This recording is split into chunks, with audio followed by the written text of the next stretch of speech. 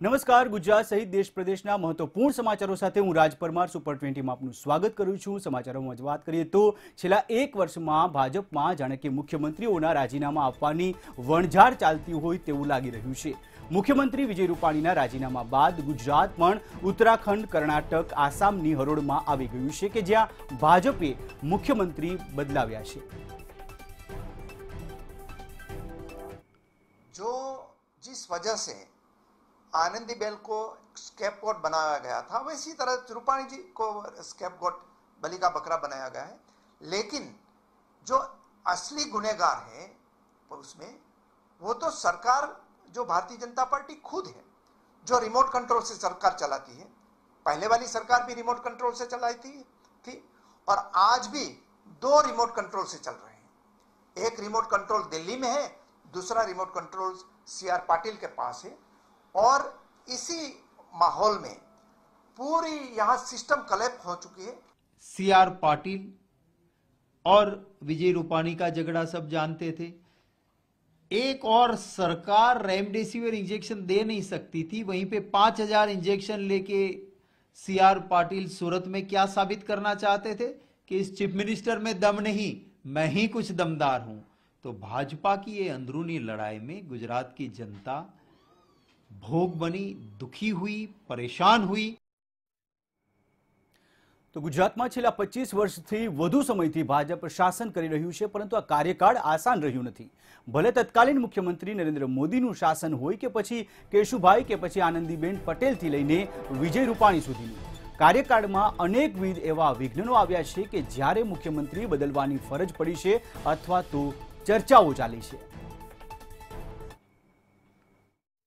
गुजरात में स्टेबिलिटी है नहीं। मैं समझता हूँ जब केशुभाई पटेल मुख्यमंत्री थे तो इन्होंने कहा था कि मेरा क्या कसूर है। उसके बाद मैं कहूँगा कि केशुभाई पटेल का क्या कसूर था, आनंदीबेन पटेल का क्या कसूर था, रूपाणी का क्या कसूर है। इसका मतलब दिल्ली का सो कॉल हाईकमान देश की, गुजरात की पब्लिक और पार्टी को टेकन फॉर ग्रांटेड ले रहे हैं। દક્ષિણ ભારતના રાજ્ય તેલંગાણામાં MMR ઇન્ફ્લુએન્ઝા અને કોવિડ-19 રસીઓની ડિલિવરી માટે પ્રથમ ટ્રાયલનો પ્રારંભ કરવામાં આવ્યો છે।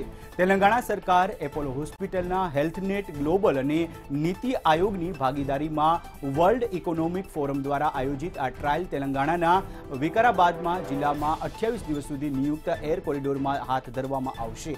ભારતમાં રસીની પ્રથમ ડ્રોન ડિલિવરીથી શરૂ કરીને ટ્રાયલ વધુ વિસ્તૃત ડ્રોન ડિલિવરી નેટવર્ક માટે પાયો નાખવા પર કેન્દ્રિત કર્યો છે, જે દૂરસ્થ અને નબળા સમુદાયો માટે મહત્વપૂર્ણ આરોગ્ય સંભાળ પુરવઠાને પહોંચાડવામાં મદદગાર સાબિત થશે।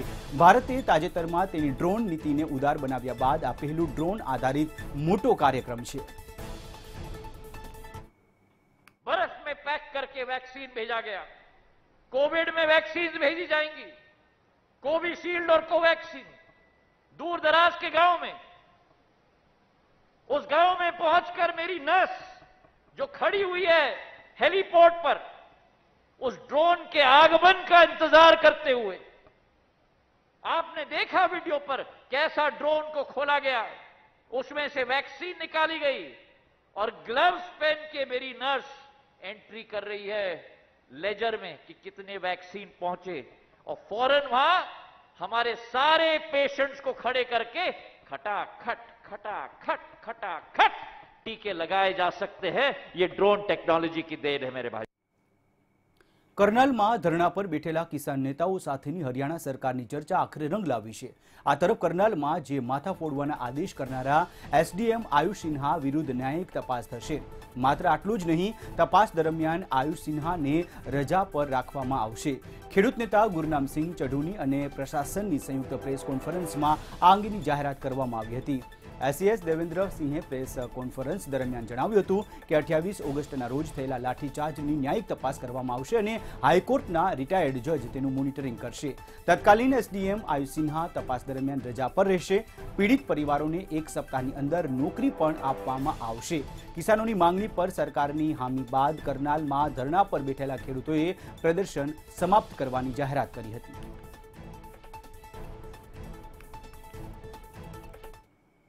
इस सारे प्रकरण में हरियाणा सरकार 28 अगस्त 2021 को बस्ताड़ा टोल पर हुए घटनाक्रम की न्यायिक जांच करवाएगी और यह जांच हाई कोर्ट के रिटायर्ड जज से करवाई जाएगी एवं जांच यथासंभव 1 माह में पूर्ण होगी। और पूर्व एसडीएम श्री आयुष सिन्हा जी इस दौरान छुट्टी पर रहेंगे और हरियाणा सरकार मृतक किसान सतीश काजल के 2 परिवारजनों को सरकार डीसी रेट पर सैंक्शन पोस्ट पर नौकरी देगी, यहीं पे करनाल डिस्ट्रिक्ट। जहां तक मृत परिवार की भरपाई का सवाल था, वो हमने 1 नौकरी मांगी थी, लेकिन कल हमने उसके लिए फिर 2 नौकरियां मांगी हैं। तो 2 नौकरियां सरकार ने मंजूर कर ली हैं, प्रशासन ने 2 नौकरियां उसकी रखी जाएंगी। और डीसी रेट 2 तरह का होता है, एक तो होता है सीधा रख लें, उसको जब मर्जी निकाल दें और वो पक्का नहीं होता। एक होता है पोस्ट के एंगेस्ट रखी जाए, वो बाद में पक्के होने के उसके चांस होते हैं।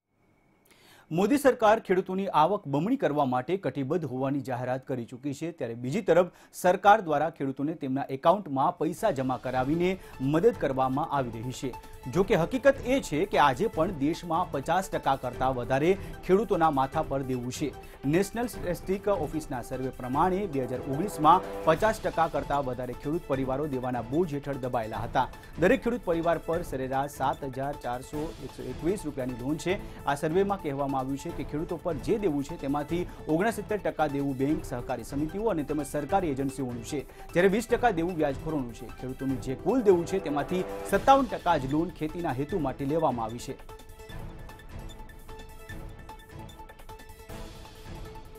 તો 2018-19ના વર્ષમાં દરેક ખેડૂત પરિવારની સરેરાશ માસિક આવક 10,128 રૂપિયા હતી। આ પૈકી 4,063 રૂપિયાની આવક મજૂરીથી, 3,798 રૂપિયાની આવક ખેતીના ઉત્પાદનમાંથી, 1,582 રૂપિયાની આવક પશુપાલનમાંથી, જ્યારે 641 રૂપિયા બિન ખેતીના વ્યવસાયમાંથી થઈ હતી। એક અંદાજ પ્રમાણે દેશમાં ખેતી પર નભતા પરિવારોની સંખ્યા 9.3 કરોડ છે, જેમાં ઓબીસી પરિવારોની ટકાવારી 45.8%, અનુસૂચિત જાતિની સંખ્યા 15.9%, અનુસૂચિત જનજાતિની સંખ્યા 14.2% અને બીજા પરિવારોની સંખ્યા 24.1% છે।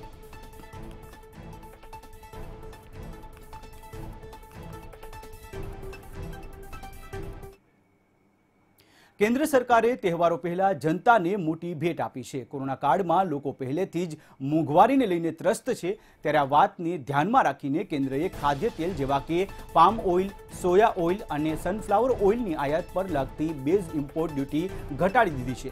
આ કારણે તહેવારો પહેલા જ ઘર વપરાશમાં લેવાતા તેલોની કિંમત નીચે આવી જશે। સરકારી નોટિફિકેશન પ્રમાણે હવે crude palm oil, crude soya oil અને ક્રૂડ સનફ્લાવર ઓઇલ પર લાગતો બેઝ આયાત શુલ્ક 2.5% થઈ ગયું છે, જ્યારે પહેલા ક્રૂડ પામ ઓઇલ પર 10%, ક્રૂડ સોયા ઓઇલ અને સનફ્લાવર ઓઇલ પર 7.5%નું બેઝ ઇમ્પોર્ટ ટેક્સ લાગતું હતું। તો રિફાઇન્ડ ગ્રેડના પામ ઓઇલ, સોયા ઓઇલ અને સનફ્લાવર ઓઇલ પર લાગતો બેઝ આયાત શુલ્ક 37.5%થી ઘટીને 32.5% થઈ ગયું છે।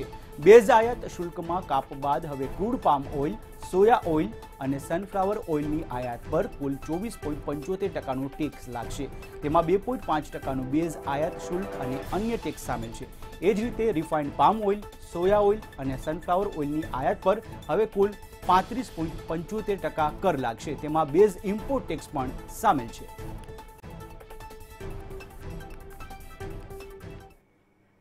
મુંબઈના સાકીનાકા વિસ્તારમાં દુષ્કર્મનો શિકાર બનેલી પીડિતાએ શનિવારે સારવાર દરમિયાન દમ તોડી દીધો અને તેનું મૃત્યુ થયું। ઘાટકોપરની રાજાવાડી હોસ્પિટલમાં 32 વર્ષીય દુષ્કર્મ પીડિતાની સારવાર ચાલી રહી હતી। હોસ્પિટલ પ્રશાસને પણ પીડિતાના મૃત્યુની પુષ્ટિ કરી દીધી છે। આ ઘટના મુંબઈના સાકીનાકા વિસ્તારમાં બની હતી। महाराष्ट्र की पुलिस की अपनी एक साख देश में रही है और एक बहुत प्रोफेशनल पुलिस के रूप में इसको देखा जा रहा है, लेकिन पिछले 2 सालों में जिस प्रकार से पुलिस में इंटरफियरेंस चल रहा है, आपको पता है एक सीबीआई जांच चल रही है, उसमें तो बहुत ज़बरदस्त ऐसी चीज़ें बाहर आ रही है। अभी 2 दिन पहले जिस प्रकार से ट्रांसफ़र हुई है उसमें भी कई IAS अधिकारियों ने ये कहा है कि उनको दरकिनार कर दिया गया है। कई स्टेट कैडर के भी बड़े अफसरों को छोड़कर उनसे जूनियर अफसरों को पोस्ट डाउनग्रेड करके उस पोस्ट पर लिया गया है। तो इस प्रकार की जब घटनाएं होती है तो इससे एक डिसिप्लिन फोर्स में एक इनडिसिप्लिन तैयार होता है और उसका फ़ायदा ये जो हमारे मतलब जिस प्रकार के अपराधी होते हैं, जो समाज विरोधी तत्व होते हैं, उन तत्वों को होता है, वो दिखाई पड़ रहा है। દેશની રાજધાનીમાં ગઈરાતથી જ વરસાદ પડી રહ્યો છે। દિલ્હીમાં આ વર્ષે ભલે ચોમાસાએ મોડા દેખા દીધું હોય, પરંતુ વરસાદે 18 વર્ષનો રેકોર્ડ તોડી નાખ્યો છે। રાજધાની દિલ્હીમાં ચોમાસાની સિઝનનો અત્યાર સુધીમાં 1005.3 મિલીમીટર વરસાદ નોંધાયો છે। આ 2010 બાદ આ પ્રથમ વખત છે કે જ્યારે દિલ્હીમાં વરસાદે ચોમાસામાં 1000 મિલીમીટરનો આંકડો પાર કર્યો છે। આ પહેલા 1 સપ્ટેમ્બરે દિલ્હીમાં 19 વર્ષ બાદ એક દિવસનો સૌથી વધુ વરસાદનો રેકોર્ડ નોંધાયો છે। પરિસ્થિતિ એટલી ગંભીર બની ગઈ કે इंदिरा गांधी इंटरनेशनल एरपोर्टना टर्मिनल 3 में पानी भराई गयुं छे। दिल्ली जाहेर बांधकाम विभागना अधिकारीओनुं कहेवुं छे के जे विस्तारोमां पाणी भरावानी समस्या सामे आवी छे त्यां मशीनो द्वारा पाणी काढवामां आवी रह्युं छे।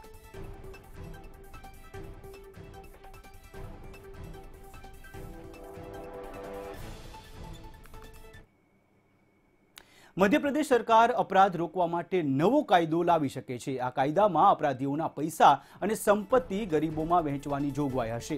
મધ્યપ્રદેશના ગૃહમંત્રી નરોત્તમ મિશ્રાએ કહ્યું કે આ કાયદો ઉત્તર પ્રદેશના ગેંગસ્ટર એક્ટથી પણ કડક હોઈ શકે છે।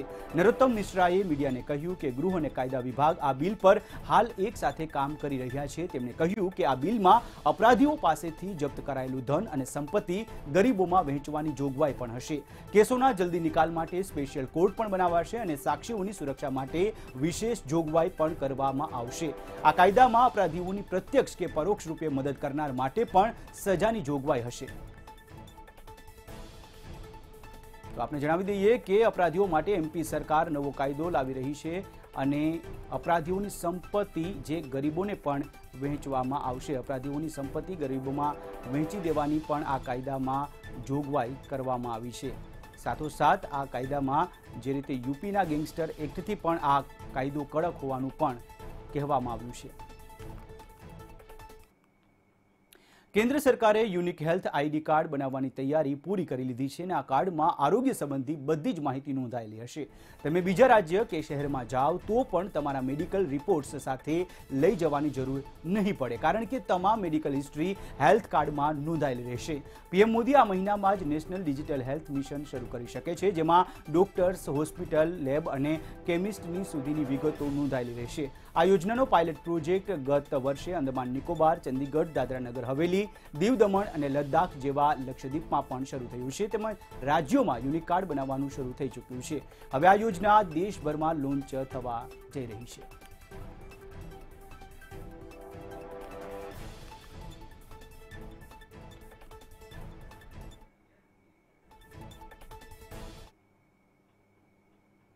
અને સુપર 20માં વાત કરીએ પ્રાદેશિક સમાચારોની તો સંવત્સરીના બીજા જ દિવસે ગુજરાતના મુખ્યમંત્રી વિજય રૂપાણીએ રાજીનામું આપીને સૌ કોઈને ચોંકાવી દીધા છે। આના પગલે ગુજરાતમાં વિધાનસભા ચૂંટણી વહેલી યોજાય તેવી પણ અટકળો ચાલી રહી છે। રૂપાણી સાથે ભાજપના પ્રદેશ તથા રાષ્ટ્રીય સ્તરના નેતાઓ પણ પહોંચ્યા હતા અને કમલમ ખાતે બેઠકનો દોર પણ શરૂ થયો। મહત્વનું છે કે અમદાવાદમાં વૈષ્ણોદેવી સર્કલ સ્થિત સરદાર ભવનના લોકાર્પણ બાદ રૂપાણી સીધા રાજભવન પહોંચ્યા અને રાજીનામું આપવાની ઘોષણા કરી। ત્યારે હવે ગુજરાતના મુખ્યમંત્રી કોણ હશે તેના પર અટકળો શરૂ થઈ ગઈ છે।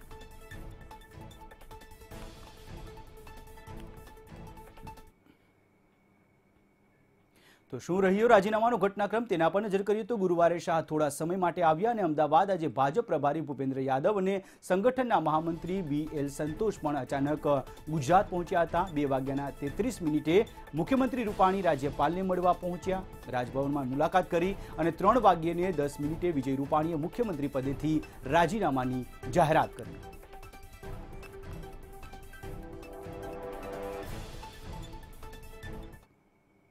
તો વિજય રૂપાણીના રાજીનામાને લઈને કોંગ્રેસ પ્રદેશ પ્રમુખ અમિત ચાવડાએ કહ્યું કે મુખ્યમંત્રીના રાજીનામાથી ભાજપ પોતાની નિષ્ફળતા નહીં છુપાવી શકે।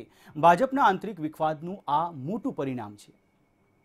એ સ્પષ્ટ હતું કે વિજયભાઈની વાતે ગાતે વિદાય નક્કી હતી અને વિજયભાઈનું રાજીનામું લેવાથી કે સરકાર પોતાની નિષ્ફળતા નહીં છુપાવી શકે। ગુજરાતનો એક એક વ્યક્તિ આ સરકારના વહીવટને ખૂબ નજીકથી જોઈ ચૂક્યો છે, જાણી ચૂક્યો છે અને એનાનો ભોગ પણ બની ચૂક્યો છે। એવા સંજોગોમાં આ ભાજપનો આંતરિક વિખવાદનું પરિણામ છે। આ દિલ્હીથી ચાલતા રિમોટ કંટ્રોલની સરકારનું પરિણામ છે। આ ગુજરાતની જનતા સામે જે ભારતીય જનતા પાર્ટીનું શાસન નિષ્ફળ રહ્યું છે એમાંથી લોકોનું ધ્યાન ભટકાવવા માટે, એની નિષ્ફળતાઓ છુપાવવા માટે વિજયભાઈનો ભોગ લેવાયો છે। તો વિધાનસભાના વિપક્ષના નેતા પરેશ ધાનાણીએ કહ્યું કે વિજય રૂપાણી જેવા સરળ માણસે મુખ્યમંત્રી પદેથી રાજીનામું આપ્યું તેનું દુઃખ છે। સાથે તેમણે કહ્યું કે નિષ્ફળતાને ઢાંકવા ભાજપ દ્વારા ચહેરો બદલાવવામાં આવ્યો છે, નીતિ અને રીતિ નહીં। વિજયભાઈ જેવા સરળ માણસને ભારતીય જનતા પાર્ટીએ અધવચ્ચે રાજીનામું અપાવ્યાનું મને અત્યંત દુઃખ છે। નિષ્ફળતાને ઢાંકવા માત્ર ચહેરો બદલાયો છે, નીતિ અને રીતિ નહીં। માનनीय मुख्यमंत्री श्रीનું રાજીનામું એટલે ભારતીય જનતા પાર્ટીની આંતરિક લડાઈનો એકરાર। મને લાગે છે કે માનनीय મુખ્યમંત્રી શ્રીનું રાજીનામું એ સત્તા અને સંગઠન વચ્ચે સંઘર્ષનું પ્રતિબિંબ છે। માનनीय મુખ્યમંત્રી શ્રીનું રાજીનામું એટલે ભારતીય જનતા પાર્ટીની તમામ મોરચે નિષ્ફળતાનો એકરાર છે। રૂપાણી સરકાર તો રિમોટ કંટ્રોલથી ચાલતી હતી, પરંતુ મંદી, મોંઘવારી, બેરોજગારી, અત્યાચાર, ભ્રષ્ટાચાર અને કોરોના महामारी માટે માત્ર અને માત્ર નરેન્દ્રભાઈ અને અમિતભાઈ સીધા જવાબદાર છે। રાજકોટ જિલ્લા પંચાયતની સામાન્ય સભામાં આચાર સંહિતાનો ભંગ થતો હોવાને લઈને જિલ્લા પંચાયતના વિપક્ષી નેતા અર્જુનભાઈ ખાટરિયાએ કલેક્ટર DDOને પત્ર લખ્યો છે, જેમાં તેમણે નાણાં પંચની રકમ નહીં ફાળવવામાં તેવી માંગ ઉઠાવી હતી। વધુમાં તેમણે જણાવ્યું હતું કે આ અંગે અમે અગાઉ એજન્ડા તૈયાર કર્યો હતો। જિલ્લા પંચાયતની સામાન્ય સભા આવતી 15/9/2021ના રોજ યોજાવા જઈ રહી છે, ત્યારે એની સામે શાસક પક્ષ, જિલ્લા કલેક્ટર સાહેબ અને જિલ્લા વિકાસ અધિકારી સાહેબને મારી પોતાની રજૂઆત છે કે જસદણની પેટા ચૂંટણી જ્યારે જાહેર થયેલ હોવાથી આ ક્યાંક ને ક્યાંક તમે જુઓ તો ચૂંટણીની આચારસંહિતાનું ઉલ્લંઘન છે। સાથે સાથે એજન્ડામાં જે નાણાં પંચના કામોનો ગ્રાન્ટોની ફાળવણી છે, તો આ બે જસદણ વિસ્તારના તાલુકાને ગ્રાન્ટ ન ફાળવી અન્ય તાલુકાને ગ્રાન્ટ ફાળવી એ પણ એક રીતે આડકરી રીતે ક્યાંક ને ક્યાંક પ્રલોભનનો ઇશારો દર્શાવવામાં આવે છે। તો અમારી જે રજૂઆત છે કે આચારસંહિતાનો સમય પૂરો થાય ત્યાર પછી સામાન્ય સભામાં આ મુદ્દો લેવામાં। પુરુષો સાથે ખભે ખભો મિલાવીને મહિલાઓ વિકાસના રાહ પર આગળ વધી રહી છે, ત્યારે ભાવનગરના ઇતિહાસમાં પહેલીવાર કોઈ મહિલા કેપ્ટન જહાજ લઈને પહોંચી છે। અલંગના 38 વર્ષના ઇતિહાસમાં પહેલીવાર એક લેડી કેપ્ટન જોવા મળી છે, જે જાણીને સૌ કોઈ આશ્ચર્ય પામ્યા હતા। જહાજમાં મહિલા કેપ્ટન ભાગ્યે જોવા મળતી હોય છે, ત્યારે સ્વીડનની મહિલા captain Sofia Lundmark oil tanker ship Sally ક્રુન્ટસેનને લઈને અલંગ પહોંચી હતી। આ જહાજ અલંગના પ્લોટ નંબર 63માં લઈને સોફિયા પહોંચ્યા હતા। સોફિયા છેલ્લા 22 વર્ષથી જહાજ પરિવહન સાથે સંકળાયેલા છે। And I'm from Gothenburg, Sweden, which belongs to Scandinavia, north of Europe. I'm born and raised there. I'm 47, and I started in shipping 1999. I started on passenger vessels, and then after I graduated, I started on tankers. અમદાવાદના વસ્ત્રાપુરમાં આવેલી doctor detox ક્લિનિકના ડેટાની ચોરી કરી તે data ગ્રાહકોને બારોબાર દવાઓનું વેચાણ કરી છેતરપિંડી કરનાર યુવતીઓની સાયબર ક્રાઇમે ધરપકડ કરી છે। પ્રિયંકા પંત અને દિવ્યા ગોહિલ નામની મહિલાની આ મામલે ધરપકડ કરવામાં આવી છે। આમાં જે આ ક્લિનિક છે એમાં છેલ્લા 2 વર્ષથી નોકરી કરતા હતા, અને આ ક્લિનિકની જે કામ કરવાની પદ્ધતિ છે અને જે પ્રોફિટ માર્જિન્સ છે એ બાબતનું આ લોકોને બહુ જ જ્ઞાન હતું, અને ક્લાયન્ટોના આખો ડેટા આ લોકો પાસે હતો, અને એ લોકોએ કોપી કરીને એ ડેટાનો ઉપયોગ કર્યો। અને સુરતમાં ચેમ્બર ઓફ કોમર્સના વિવનીટ ફેબ્રિક્સના 3 દિવસીય પ્રદર્શનનું આયોજન કરવામાં આવ્યું છે, જેનું કેન્દ્રીય મંત્રી દર્શનાબેન જરદોશ દ્વારા ઉદ્ઘાટન કરવામાં આવ્યું।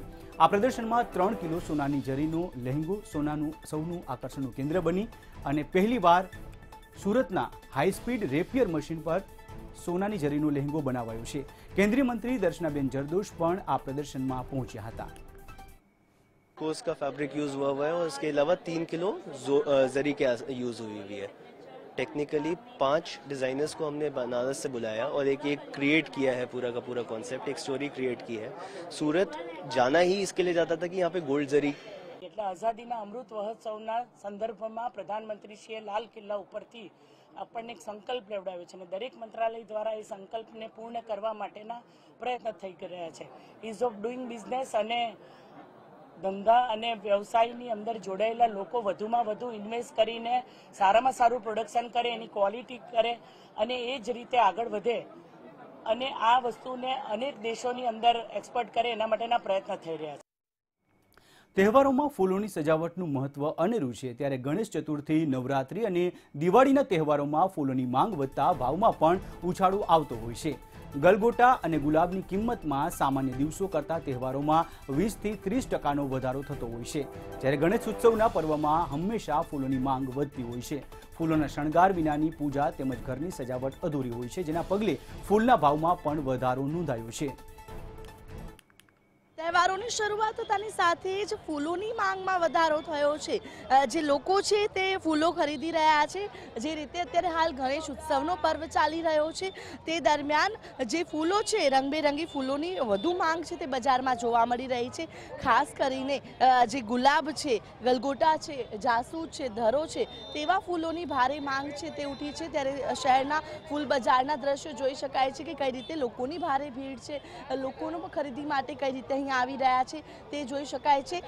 કોરોનાના લાંબા સમય બાદ આ પ્રકારના કોઈ દ્રશ્યો જોવા મળ્યા છે કે લોકો આ પ્રકારે ઉત્સવની ઉજવણી કરવા માટે, ખરીદી કરવા માટે નીકળ્યા છે અને જે આ બજારની અંદર ખરીદીનો માહોલ જોઈ અને જે ફૂલ વિક્રેતાઓ છે તેમાં પણ ખુશી છે કે લાંબા સમય બાદ તેમના વેપાર ધંધા પણ ફરી ઠારે પડી રહ્યા છે. કેમેરા પર્સન કલ્પેશ જોશી સાથે આયુષી યાજ્ઞિક, મંતવ્ય ન્યૂઝ, અમદાવાદ.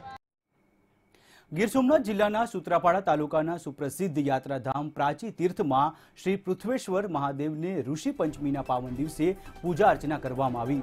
ઋષિ પંચમીના પાવન દિવસ નિમિત્તે હરજીવભાઈ પરમારના પરિવાર દ્વારા શ્રી અમરનાથ દર્શન, બરફ પૂજાનો અદ્ભુત શણગાર કરવામાં આવ્યો, જ્યાં મોટી સંખ્યામાં યાત્રાળુઓ દર્શનનો લાભ લઈને ભક્તોએ ધન્યતા અનુભવી હતી.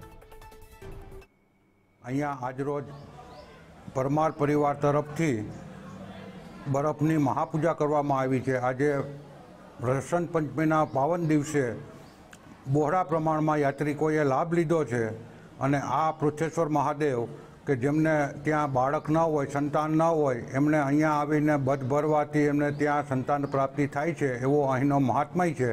પ્રાચી તીર્થ મુકામે અમે પૃથ્વેશ્વર મહાદેવ ના મંદિરે બરફની પૂજાનું આયોજન કરેલું છે. 100 વખત કાશી અને 1 વખત પ્રાચી, એટલું આ તીર્થ. અને હવે સુપર 20માં જોઈએ આંતરરાષ્ટ્રીય ટોપ 10 સમાચાર.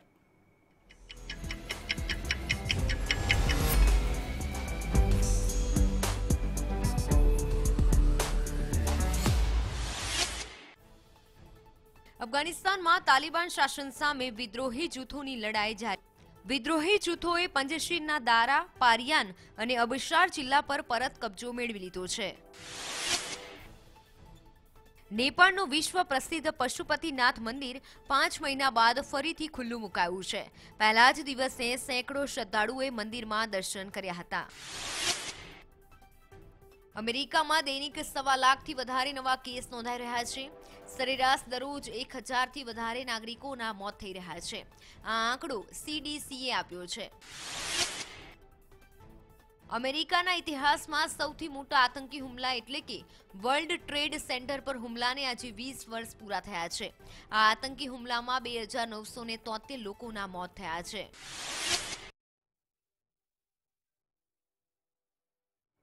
તો સુપર 20માં અત્યારે બસ આટલું જ. દેશ દુનિયાના બાકી સમાચારો માટે આપ જોડાયેલો અમારી સાથે, જોતા રહો મંતવ્ય ન્યૂઝ. અને પડે પડના તમામ સમાચારો માટે આપ અમારી વેબસાઇટ લોગિન કરી શકો છો, મંતવ્યન્યૂઝ.com પર. મને આપશો રજા. નમસ્કાર.